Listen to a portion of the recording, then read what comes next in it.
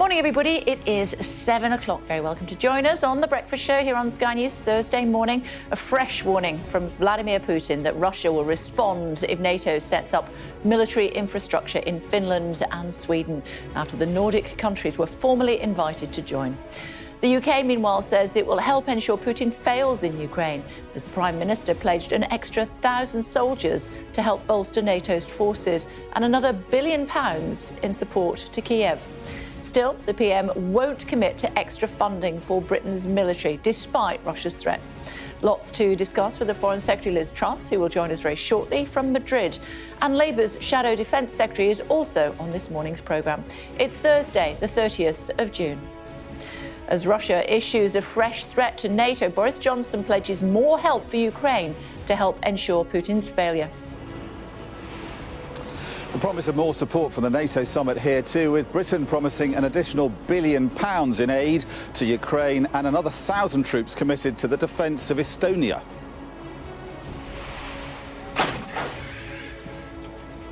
A report from Salisbury, where the UK is already training Ukrainian soldiers to help improve their battle readiness.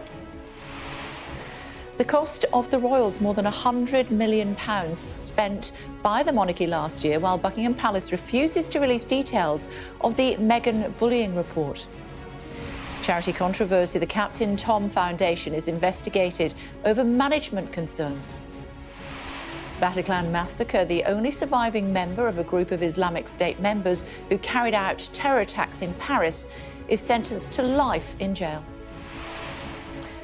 30 years behind bars for the disgraced R&B singer R. Kelly for using his fame to sexually abuse young fans. Homegrown hopes dampened at Wimbledon as Andy Murray and Ebba Raducanu crash out in the second round. Also coming up on the programme for you this morning.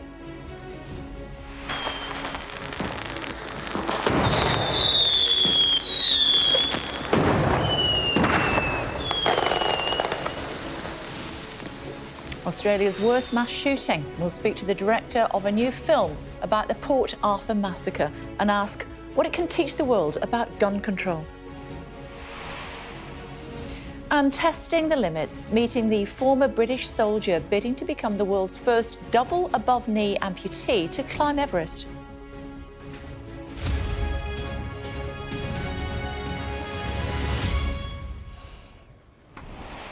Morning, everyone. Boris Johnson says Vladimir Putin threatens peace and security across Europe. The Prime Minister has promised more military support to the alliance and to Ukraine. That's as Vladimir Putin says Russia will respond in kind if NATO sets up infrastructure in Sweden and Finland. The warning comes after the Nordic countries signed an agreement for them to join the alliance. We do not have such problems with Sweden and Finland that we have with Ukraine, unfortunately. We have no territorial issues or disputes. We have nothing to worry about in terms of membership of Sweden and Finland in NATO. They want it, after all. They only must clearly understand that there were no threats to them before. Now, if military contingents and infrastructure are deployed there, we will have to respond in a mirror manner. Well, standing by Dominic in Madrid, as he has been over the last couple of mornings. Hello to you, Dominic, hearing from the Foreign Secretary in just a second. How anxious do you think NATO countries are about the latest comments from Putin? I think they will be concerned, but they will probably say that they are fairly predictable. I mean, Vladimir Putin was going to respond one way or another to Sweden and Finland joining the NATO alliance. It has to be said, it's kind of his fault. He said he's fought this war because he wants to stop NATO expanding, but it's been so alarming for Sweden and Finland. They've got over their long tradition of neutrality and have rushed to join the alliance, and Turkey has got over its objections to that happening. So Sweden and Finland joining the alliance, and what Putin has said is that if NATO puts military infrastructure into those Nordic countries, then he will respond in kind on his side of the border. What that means isn't entirely clear. Is he talking about barracks? Is he talking about brigade headquarters? Is he talking about buildings or equipment, or is he referring to troops? If NATO troops go in there, is he saying he's going to match that on the other side? So I think it's rhetoric, and we've heard a lot of that from Putin over the last few months. It will cause concern, but I think NATO leaders will take it in their stride. Okay, and I think what we're going to hear from leaders today, apart from discussing terrorism, is probably going to be more of what we're hearing from Boris Johnson, the Prime Minister. He is going to be talking about the kind of aid that can be given to Ukraine. Yesterday we heard very much about how NATO is going to defend itself against the threat from Russia in the years ahead, but I think we'll hear more about how it can help Ukraine fight back against Russia. So that £1 billion in aid you were talking about from Britain is going to take Britain's contribution to the Ukrainian war effort to £2.3 billion. So that's almost doubling it. It's going to be helping the Ukrainians with drones, with air defence systems, with electronic warfare equipment and kits for Ukrainian soldiers, we're told. And what the UK is saying, it's going to help the Ukrainians pivot from defending themselves against Russia's aggression and more against offence, against launching a counterattack against the Russians to push the Russians out. And as we've been hearing from military analysts for a while, to do that, the Ukrainians need to completely restructure their military. They need a lot more equipment, but they need to change the way they operate strategically. And to that end, or helping that, the British have been helping train the Ukrainians on the Salisbury Plain and in the UK. So I think it is a pretty fundamental shift we're going to see here, starting here, trying to help the Ukrainians to now win back the territory they've been losing to Russia. OK, Dominic, thank you. Well, let's bring in the Foreign Secretary, should we, Liz Truss, also in Madrid for us this morning. Hello to you, Ms Truss. Thanks for joining us. Will NATO be setting up military infrastructure in Finland and Sweden? Well, what we announced yesterday is that we are upping our presence across the eastern flank, making sure that all of our allies are secure. And this is vital because we face a much more uncertain and insecure Europe. And that is why we've also seen Finland and Sweden join. For years and years, they remain neutral, but they can now see the very real threat from Russia. So what's ended up is that Putin, who wanted less NATO, has now got more NATO. But it will be a matter for Finland and Sweden to discuss with NATO exactly how that will work, exactly what is set up in Finland and Sweden. But I'm absolutely delighted that they are now on the path to becoming NATO members, and they will really help strengthen our alliance. Yeah, OK, so it's not just being members. We are going to see military infrastructure in place in Finland and Sweden as well, as far as NATO is concerned. We've heard what President Putin has said. He says that if that was to be the case, Russia would respond in kind. What would NATO do about that? Well, we've heard this rhetoric from Putin about all kinds of plans in the past. So he said that it was a red line for him that Finland and Sweden would join NATO. He said it was a red line if Western nations supplied weapons to Ukraine. This is rhetoric. We have to ignore the rhetoric and instead do all we can to continue to support Ukraine with the weapons they need to win this appalling war. Because if we don't, it means that there'll be much greater threat for European security in the future. Today, we've announced an extra £1 billion of military aid to Ukraine to help them push Russia out of their territory. And we have to focus on keeping going, keeping the support going to Ukraine, keeping the sanctions on Russia, and really ignoring the rhetoric from Vladimir Putin. What matters is what happens on the ground. But the rhetoric is now ratcheting up to Cold War levels. During the Cold War, our spending in the UK was 5% of GDP. How much more would you like to see an increase of the spending as a percentage of GDP here in the UK? Well, our spending is currently 2.3% of GDP. We've put an extra £24 billion of spending in. Yesterday or today, we announced the extra $1 billion to support Ukraine. And what we now need to see is our allies and partners step up. Because the figure you quoted, Kay, is a figure for NATO overall. Some partners are still not spending the 2%. I see the 2% as a floor. It's a minimum. And we need to make sure that we're all contributing and making sure that the defence and deterrence is much more effective than what we have seen for the past 20 years, which I fear has enabled Putin to carry out this appalling war. OK, so Ben Wallace, the Defence Secretary, saying he's looking for more come the middle of the decade and the next spending review. Would you agree with him? I agree that we need to make sure that all of the Western alliance is spending more on defence and putting more into, particularly to supporting our Eastern allies. I'm not going to get into details of the negotiations of the spending review. I think it is imperative that we do make sure that our defence budget is fit for purpose and also able to deal with the modern challenges like cyber warfare the issues that we face in space as well. Okay, is it fit for purpose? We're following through on the integrated review that we put together last year. We are focusing on what we need to supply across the board.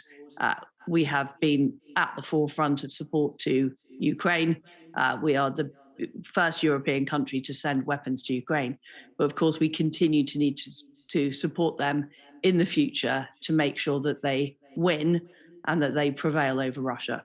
Yeah, but going into the last election, the government felt that the manifesto pledge should be that defence spending continues at 0.5% above inflation. That's not going to happen, is it? Well, I don't think anybody anticipated a global pandemic. And I don't think anybody anticipated that we would be facing a huge economic shock in the shape of huge inflation right across the world. So we are in extraordinary times. But given we're in those extraordinary times, we continue to focus on our defence.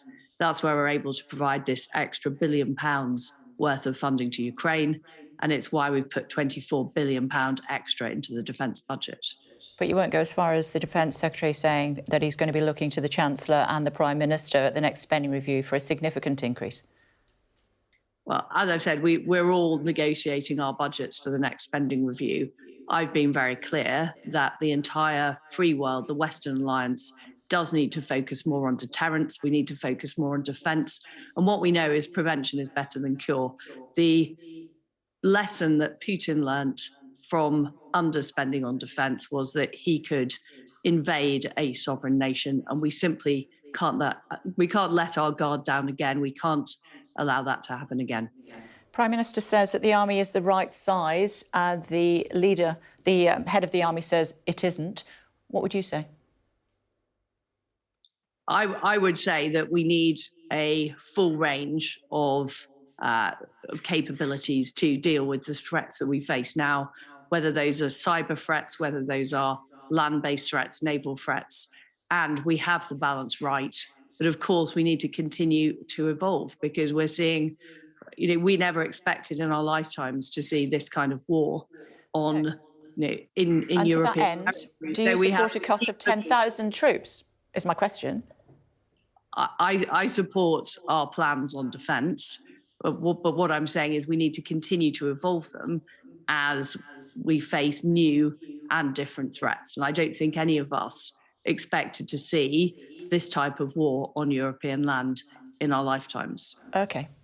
I'm not sure you answered my question, but there we are. The Defence Secretary has called Vladimir Putin a lunatic with small man syndrome. The PM says he's stupid and crazy. How would you describe him? Well, what I would say is that he has ordered the most appalling crimes to be committed in Ukraine. We've seen the systematic rape of women. We've seen the attacking of civilians, including at a shopping centre last week. And what we need to make sure is not only are the Ukrainians successful in pushing Russia out of Ukraine, but also that people are held to account for these appalling crimes that have been committed. How would you describe him? Well, I would describe him as a appalling dictator perpetrating a war that was neither legal nor justified in any possible way. Of sound mind? I've not met Vladimir Putin. I do not know the motivations for carrying out this appalling war. All I know is that we have to make it our absolute priority to stop this war, to push Vladimir Putin and the Russian troops out of Ukraine. Otherwise, we will live in a much less safe Europe. Talk to me about the Commons Foreign Affairs Select Committee. They say that your department was too slow to impose sanctions on Russia and clamp down on corrupt Russian money being laundered in the UK. In other words, dirty money was being laundered and your department should have done more about it and they were too slow to act. How would you respond? Well, we have sanctioned as a country more individuals and entities in Russia than any other government in the world. We passed emergency legislation as soon as this appalling war was perpetrated, as soon as Russia invaded Ukraine. and we've been able to hit Russia hard with sanctions. Most recently, we sanctioned Russian gold, and we're working with our allies across the world to do that. And the UK has led on this. It was back last year in Liverpool at the G7 that we agreed with our allies that there would be severe sanctions if Putin invaded Ukraine. We've followed through on that, and we've delivered the biggest package of sanctions of any country. Yeah, but the report goes on to say it was shameful that it had taken a war, the Ukraine war, for ministers to introduce the Economic Crime Act. We acted as soon as we could to deal with the appalling consequences of the war in Ukraine. And our priority is cutting off the funding that Putin is using to perpetrate this war. And that is why it's very important that we end the purchase of oil, we end the purchase of gas from Russia. We're encouraging our European allies to do that, because ultimately that is what will cut off funding for the war machine. And what I'm focused on as Foreign Secretary is making sure that we have the effective means of stopping this war. So you don't accept the criticism from the committee? I don't. We acted very quickly, and we have done more than any other country in terms of the number of individuals and entities we've sanctioned. OK. Harriet Harman is going to be, or is indeed, chair of the Privileged Committee, which will be looking into Partygate and whether the Prime Minister lied to Parliament or not. Ben Wallace, Defence Secretary, yesterday told me that he didn't see a problem with that. What do you think? I don't see a problem with that either. But the committee clearly has to take its course and make its judgment. As I've said before, I'm 100% supportive of the Prime Minister, and what people want us to be doing in Britain is getting on with the priorities, working to make sure this appalling war in Ukraine is ended, getting the economy going after the huge shock of COVID. And that is what we are focused that's what we're focused on as government ministers. So you don't share the anxiety shared by some apparently Conservative MPs, well, Conservative MPs apparently sharing the anxiety that it's going to be a kangaroo court and it's not fit for purpose? No, we have these processes in Parliament. The process has kicked off. We now need to wait for the result. Do you think the Prime Minister should just bite the bullet and go for a snap election? He won't rule it out. What do you think he should do? As I've said, we are focused on delivering for the British people. We're facing the worst war in Europe for decades. We've got the aftershock of the pandemic, which is having huge effects around the world on inflation, on people's incomes, on economic growth. We are spending our time focused on dealing with those challenges, not speculating about elections. So it shouldn't be until 2024? As I said, we're not thinking about that. We're thinking about getting on with the job. You're not ruling it out then, are you, Foreign Secretary? Well, I'm focused on getting on with the job. There is a lot to be done, making sure that the Ukrainians have all they need to deal with this appalling invasion by Russia, making sure that we help our allies, particularly our allies on the Eastern Front and the Eastern flank who face threat from Russia, making sure that we deal with the longer-term threat of China as well. That is what I'm spending my time on. OK, we must let you go, Madam Foreign Secretary. Thank you very much indeed for joining us. Thank you. What are the papers saying this morning? Well, let's start with The Times. It's leading with a pledge from the UK, the US and Germany to send more troops to NATO's eastern flank. Just hearing about that from the Foreign Secretary after the alliance officially recognised Russia as its most significant threat.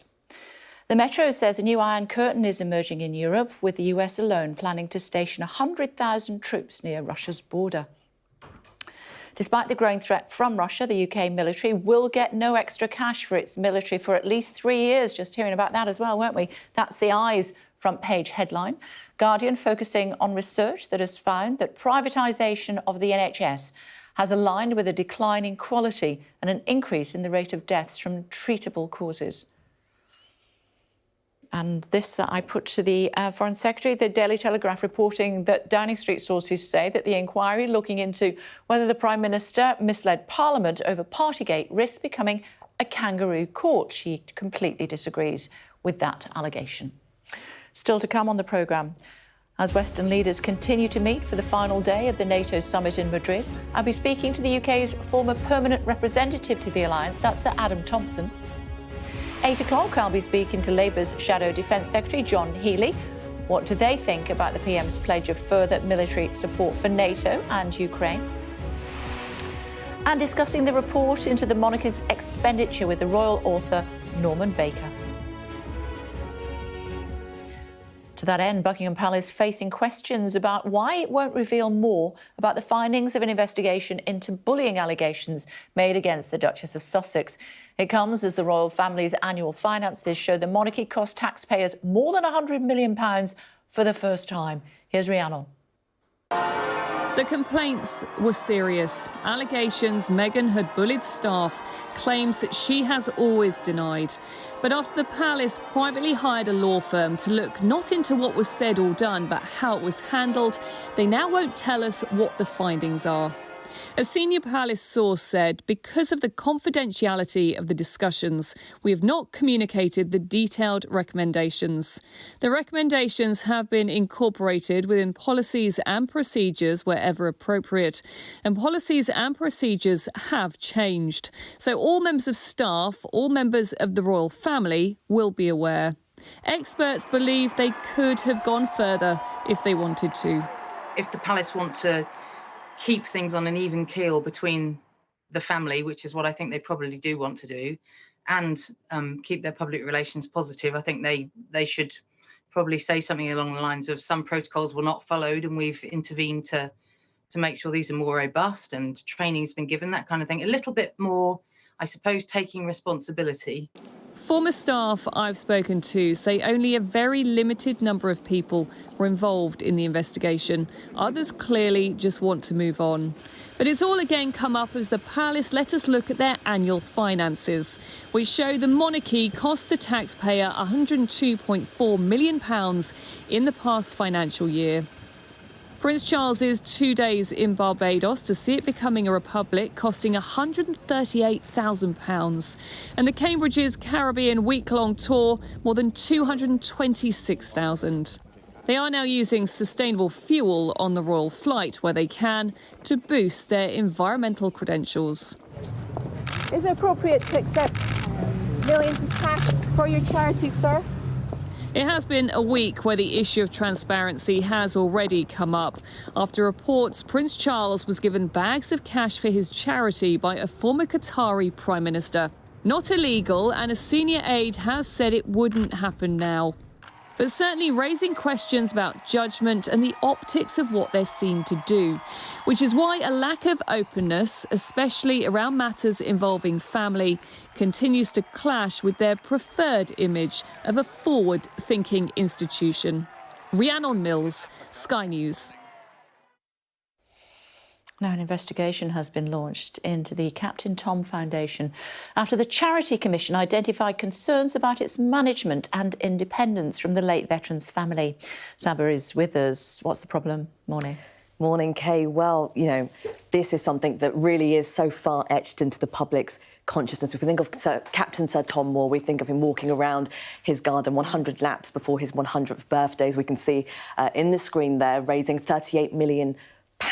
Now, what the issue is that the Charity Commission, which is basically a charity watchdog, have launched an inquiry looking into the management of the foundation and the degree of the family's involvement. So, for example, the late veteran's daughter, Hannah, she has something like £800,000 that her company that she owns made from trademarking her late father's name. And in addition to that, there were some issues relating to her salary for when she was temporarily chief executive of the foundation. So initially that she wanted something like 60 grand for 3 days a week, which was rejected. Then that became £100,000 for a full-time basis, which the regulators then rejected. And then eventually they did agree on a full amount. Now, the family, or the foundation, I should say, have welcomed this news, and we have got a statement from them. So they're basically saying that they are satisfied with the fact that the Charity Commission, or they are rather welcome that the Charity Commission has reported that it is satisfied about questions that have been raised about the Foundation's report, which was published back in February earlier this year.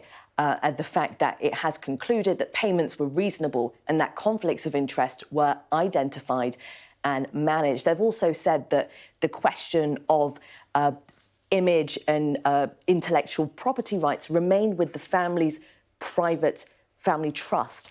So to them, this really is not an issue, but to the Charity Commission, they're very much seeing this as a matter of public interest and about protecting the public's trust in donating to good causes. So what happens now?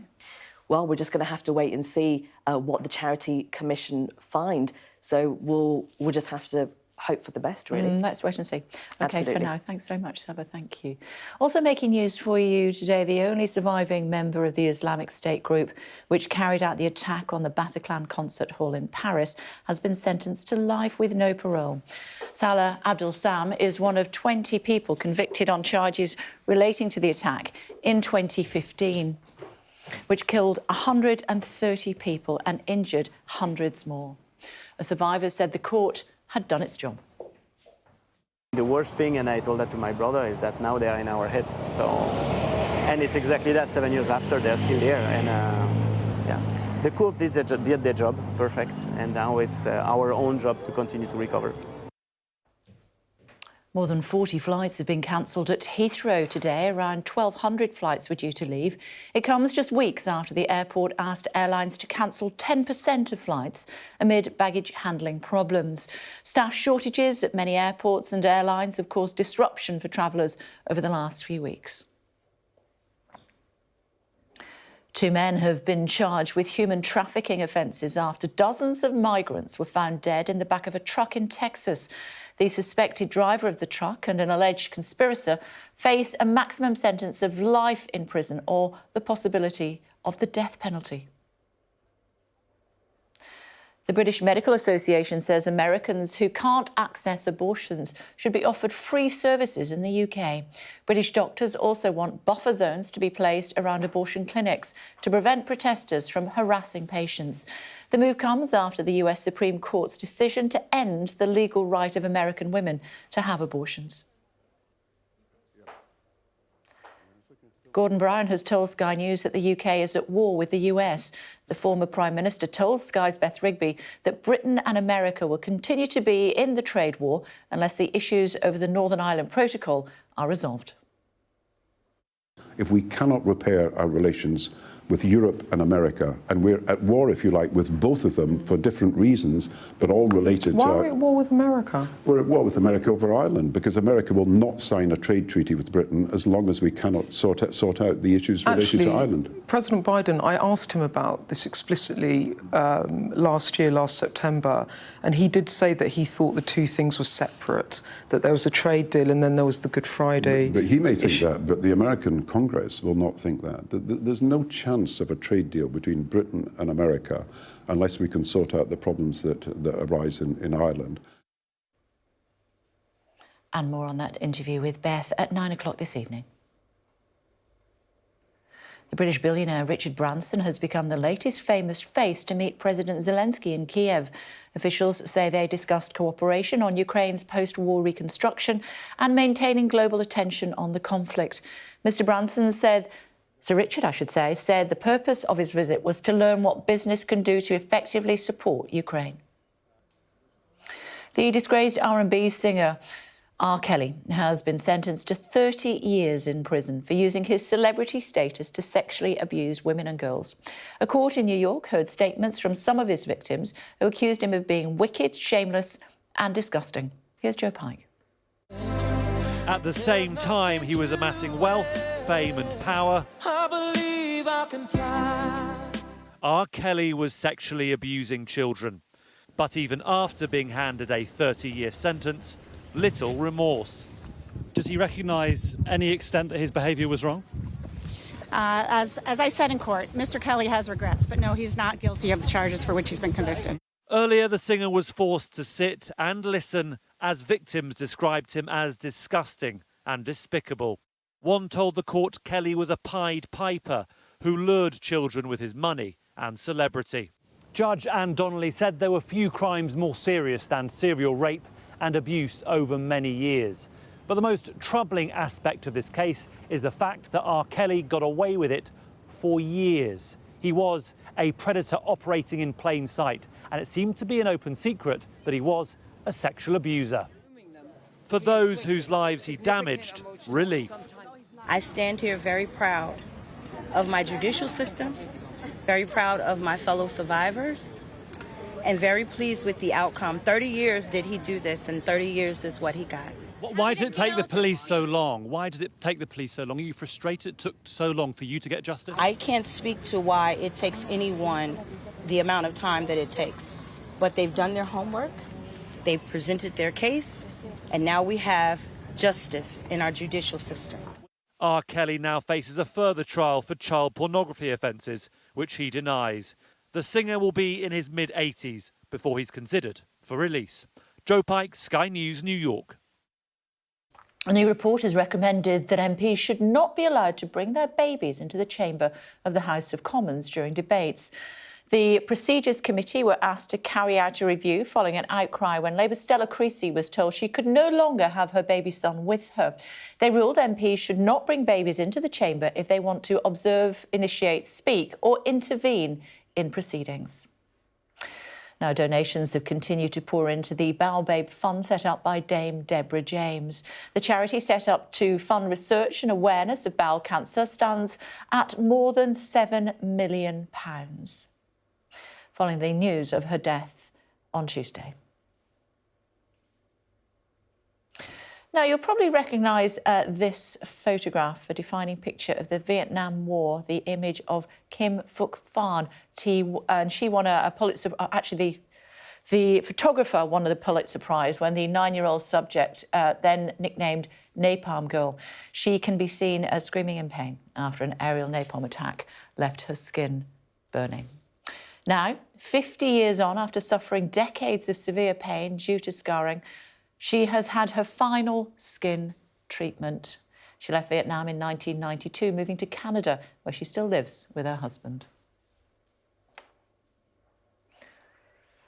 Now, let me get up and I can show you these lovely pictures. This morning, looking at this in The Guardian, there you go, part of a story warning more ancient trees need to be protected. A study is suggesting most aren't even on record. It's like something from The Hobbit, doesn't it? Well, over to Mongolia, where these hunters are using eagles to find prey. They've been photographed by a Thai photographer as part of a project.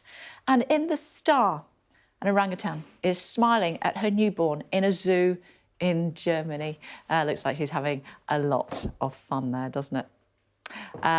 Now, still to come as Western leaders meet for the final day of the NATO summit in Madrid. Speaking to the UK's former permanent representative to the alliance, that's Adam Thomson, coming up next.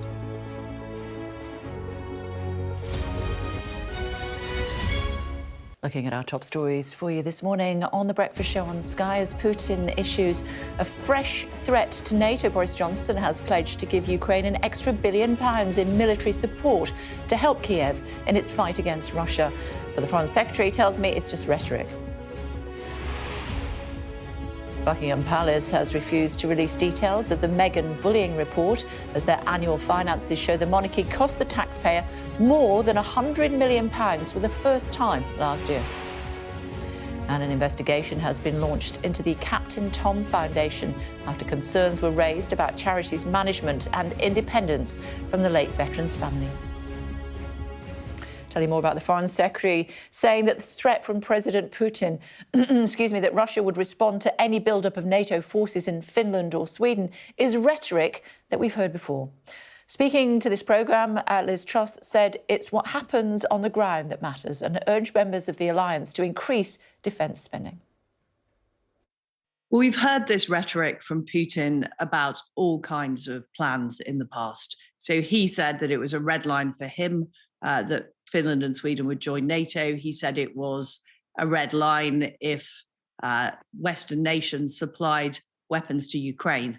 This is rhetoric. We have to ignore the rhetoric and instead do all we can to continue to support Ukraine with the weapons they need to win this appalling war. Because if we don't, it means that there'll be much greater threat for European security in the future. Today, we've announced an extra £1 billion of military aid to Ukraine, to help them push Russia out of their territory. And we have to focus on keeping going, keeping the support going to Ukraine, keeping the sanctions on Russia, and really ignoring the rhetoric from Vladimir Putin. What matters is what happens on the ground. But the rhetoric is now ratcheting up to Cold War levels. During the Cold War, our spending in the UK was 5% of GDP. How much more would you like to see an increase of the spending as a percentage of GDP here in the UK?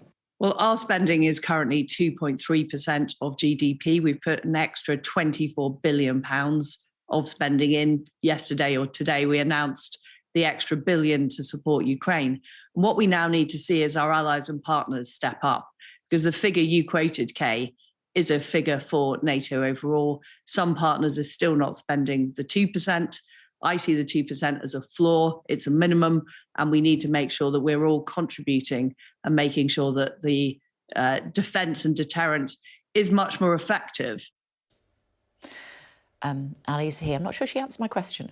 No, well, I think she was sort of surprisingly bullish when it came to defence spending. In a sense, actually, that's not really a surprise, because just a couple of months ago, she was talking about the NATO target of 2% being a floor, not a ceiling. She repeated that to you again today, and I thought this quote was particularly good. She said, "We need to make sure our defence budget is fit for purpose." And of course, while she and the Prime Minister have been in Madrid talking tough on Ukraine, and we know they've talked about £1 billion more that they're going to spend to help support Ukraine, saying that they're second only to US. Back at home, there has been this debate over defence spending.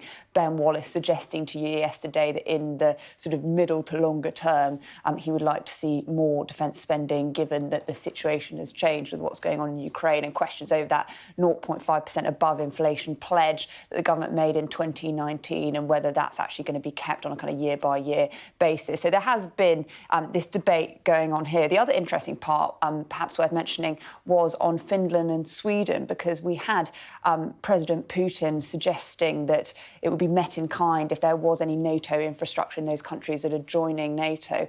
And on that, she basically said, this is rhetoric. We've heard this sort of thing before. So she was talking tough on Ukraine and on Putin, and surprisingly bullish perhaps on defence spending. OK, we'll see if Ali's take at 9 o'clock. Yes. Look forward to it, thank you. Let's speak now, should we, to Sir Adam Thomson, the former UK permanent representative to NATO. Hello to you. Thank you so much for taking the time to join us on the programme this morning. You've heard, I'm sure, what President Putin has been saying and the response from our Foreign Secretary this morning. What's your take on that? How concerned should we be about the rhetoric from President Putin? President Putin's used rhetoric as a weapon of war almost over Ukraine. He started with a lot of threatening nuclear rhetoric. Not all of it has come to pass. And Liz Truss is right that what really matters is what happens on the ground. But President Putin has suffered a whole succession of damaging defeats, first of all in Ukraine, and now with NATO expansion, precisely the thing he claimed to be going into Ukraine to try to stop.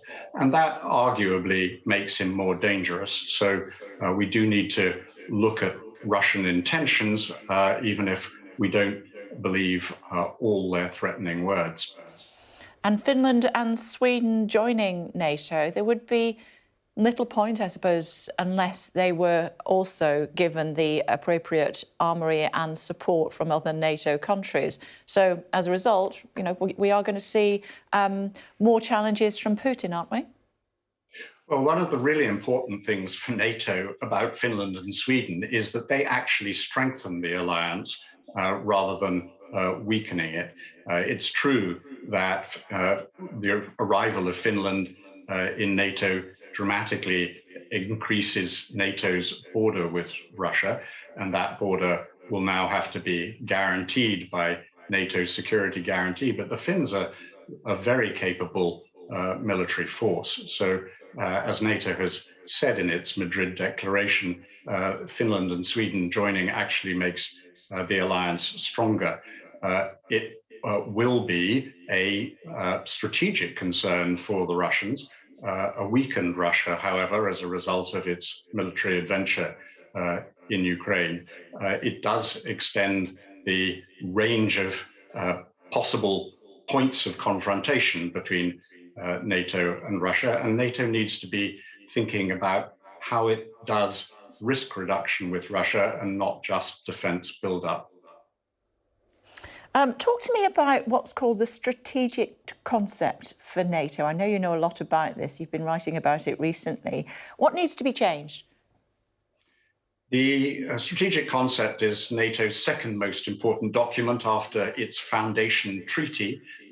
It's something that the alliance tends to revise and produce roughly once a decade. The last one was done in 2010 in dramatically different circumstances. This strategic concept really embodies a geopolitical earthquake driven by Russia's invasion of Ukraine. It takes NATO right back to its core purpose of collective defense of all its allies, and it reflects the decisions at Madrid of a massive increase in specifically European military readiness, a dramatic change in NATO's force structure so that it can more quickly defend and reinforce along its eastern borders or indeed anywhere else. I wonder if you could talk to me also about suggestions of significant concerns with cyber warfare for NATO. We heard, didn't we, the head of the army speaking about cyber as part of his maiden speech, if you will, earlier on in the week. But he said cyber doesn't get you across a river. Fair enough, but cyber can be dramatically destabilizing and disruptive of a society and of an economy. It's true, it's a feature of the Ukraine conflict that although there has been very extensive Russian cyber attacks on Ukraine, the Ukrainians have proved more resilient, and Russia doesn't seem to have extended its cyber activities so far to get at at NATO countries. But it is undeniably now a domain of modern warfare. NATO has integrated it as such, along with space, in its military thinking. And it is going to require substantial investment by allies. NATO likes to say that the alliance is only as strong as its weakest link, and not all allies are very strong links as far as cyber resilience is concerned. Final question to you, if I may. Been lots of conversation about the rhetoric heading towards pre-Cold War levels. At that stage, the budget for NATO was 5% of GDP for its members. Presently, it's 2%. Do you think that needs to be looked at again? I think NATO first needs to see its allies all getting to 2%, but it's undeniable that we are in a 21st century version of a Cold War, small c, small w. The dynamics are all very familiar to anyone who lived through the 20th century Cold War, and I'm afraid those dynamics are going to drive rising defense spending. What we need to see alongside that Cold War dynamic is some of the 20th century vision for how NATO copes with a neighbor like Russia, and what the roles are for diplomacy and dialogue alongside defense and deterrence. Good to talk to you. Thank you so much for taking the time to join us on the programme this morning. Thank you. Just hearing that actually from Heathrow, if you're heading to Heathrow this morning, you really do need to check before you set off to the airport. A statement from Heathrow saying we're expecting higher passenger numbers in today's morning peak than the airport currently has capacity to serve. And so to keep everyone safe, we've asked airlines to remove 30 flights from the morning peak for today only. We will work with airlines to get affected passengers rebooked onto other flights outside of the peak so that as many as possible can get away today. And we apologise for the impact this has had on travel plans. So basically, if you are heading to Heathrow this morning, you thought you were getting an early flight, you need to check before you set off. 30 flights have been moved.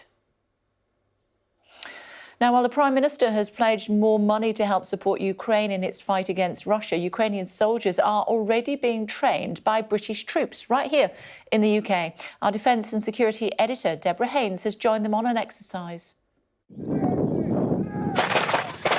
Firing practice for Ukrainian soldiers far away from the front line. They've come to the UK to hone their skills on Salisbury Plain.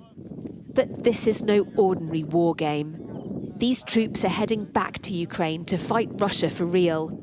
The ability to use long-range guns could prove vital.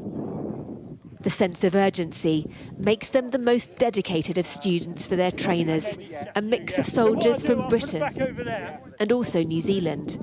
Yeah, we definitely see a high degree of motivation and dedication to the defence of Ukraine in these guys. They are committed to the training. They don't take many breaks. They certainly get involved. They have no choice, as these first pictures of their training taken last weekend show. The Ukrainian troops are those in the black vests and helmets. They didn't want to speak on camera. These soldiers are locked in a war with Russia, yet they've come here to Salisbury Plain for training on weapons that they believe will be key in helping to turn the tide in the conflict. These old guns with a range of 7 miles were bought by the UK to be gifted to Ukraine. But this is the kind of weapon that could make the big difference. A multiple launch rocket system which can hit a target more than 50 miles away. Ukrainian soldiers are being trained on these too. Their hunger to learn and their need to take risk meant a more slow and steady approach to teaching was quickly ditched. It came as a shock to us. We prepared the training programme and the training content based on our experience delivering training to British soldiers. And when we found out that they were professional rocket artillerymen, the content of the course and delivering that became much easier. Britain has trained hundreds of Ukrainian troops in the past few weeks and is about to coach many thousands more. New support for Ukraine is a key theme for NATO allies meeting this week in Madrid under the shadow of Russia's war. Prime Minister Boris Johnson is using the summit to announce another £1 billion of military aid. But Ukraine's president, while grateful for the West's assistance, has warned that the allies must do more to help his country win. Back on Salisbury Plain, the Ukrainian soldiers say their new skills will help them as they return to the fight.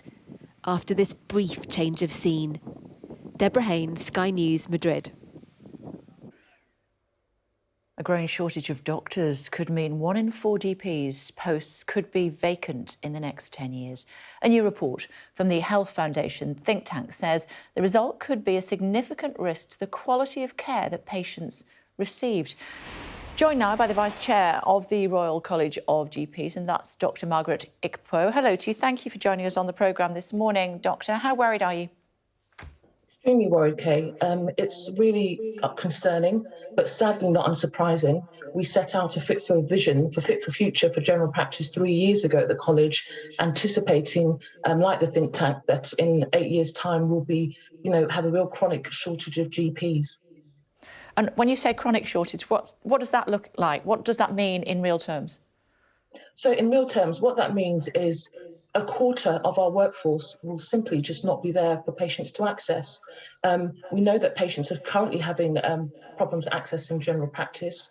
That's not a new thing, but what happened, and COVID has exacerbated issues, is that the pressure on general practices has intensified quite significantly so. We're seeing people retiring much early and leaving the profession.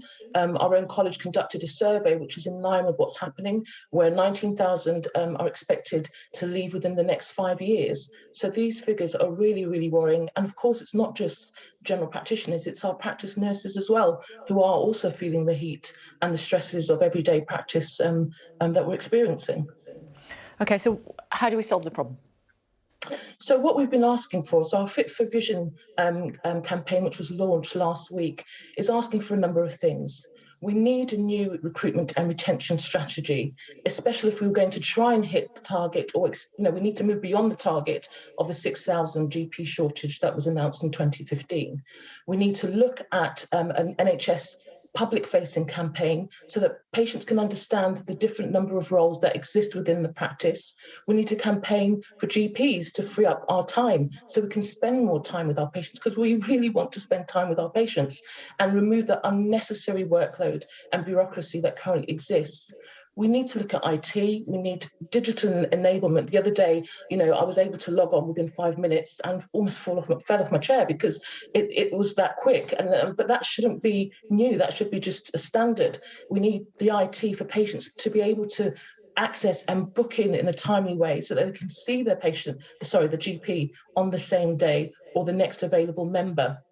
And we need to look at premises. We need some significant investment, over $1 billion in our premises. We simply don't have enough capacity or space to house our wider teams, our trainees, and to see our patients, which is the most important thing. Those are the things that we're asking the government to do. Set out a bold new strategy to really, really make our working lives better, to provide quality patient care. OK, Doctor, we must leave it there, but thank you for taking the time to join us. Much appreciated. Thank you. Thank you. Thank you. Thanks a lot. Quick look at the weather. Warm memories wherever you go. The weather, sponsored by Qatar Airways. Next few days looking unsettled. Widespread showers, some heavy with hail and thunder, fine and mild for most. But there are heavy showers around, mainly over Scotland, southwestern Ireland and near northern Irish sea coasts. The weather, sponsored by Qatar Airways. Still to come on the programme for you, as the Prime Minister pledges additional military support to NATO and Ukraine. Going to be speaking to Labour's Shadow Defence Secretary, John Healey. We were actually speaking to the Foreign Secretary in the hour just gone. You can catch up with what she had to say on our Twitter feed, at Kay Burley. Use the hashtag Kay Burley. We'll share that with you towards the end of the show. You can also check us out on YouTube as well. Sky News has our dedicated channel on YouTube. We will have some clips as well from the Foreign Secretary coming up in just a few moments' time. Also looking ahead to later on in the programme. Are you any good at barbecuing? No, me neither. But we've got an Aussie on the beach in Australia to show you how best to do it. Oh yeah, that's something to look forward to, isn't it? Especially with all this bad weather. Stay tuned for more here on Sky.